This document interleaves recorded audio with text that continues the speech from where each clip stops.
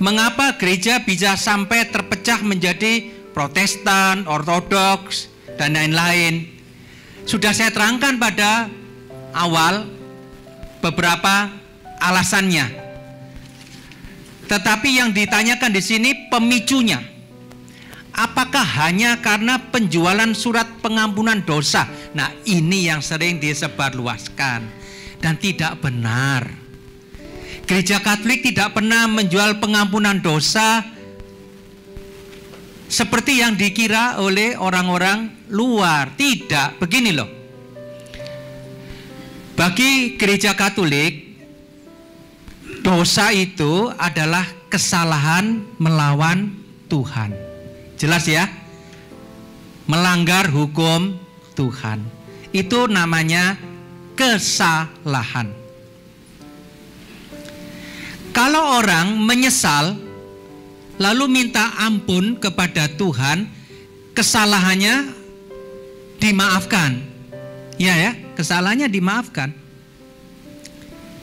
Sekarang saya mau tanya, orang tua yang baik, anaknya berbuat salah, terus nakal, lalu dihukum.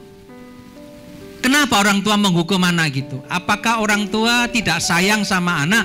Tidak. Kalau seorang anak itu berbuat salah terus, orang tua yang baik akan menghukum. Hukumannya itu bersifat mendidik supaya anak ini jadi anak baik. Betul enggak? Tuhan juga begitu. Kita berdosa, minta ampun, dosanya diampuni.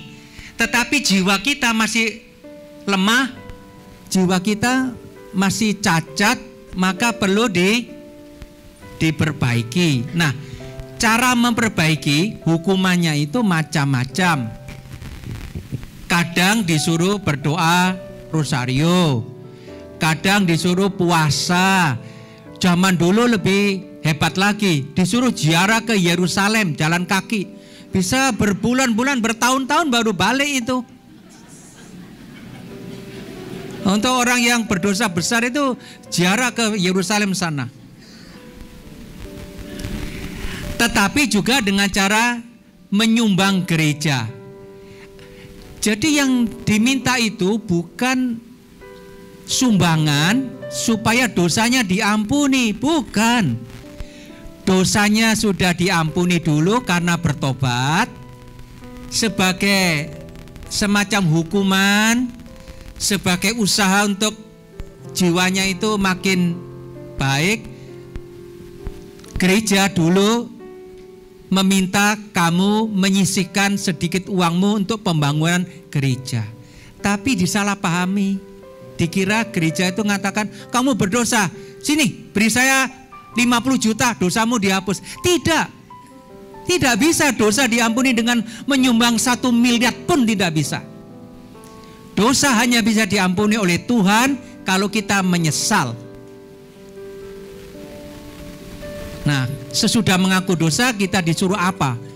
Antara lain kalau perlu memang disuruh menyisihkan sedikit uang kita untuk amal, untuk pembangunan gereja. Jadi tidak benar ini ya, perpecahan gereja karena penjualan surat pengampunan dosa. Tidak ada surat pengampunan dosa. Yang ada adalah penitensinya.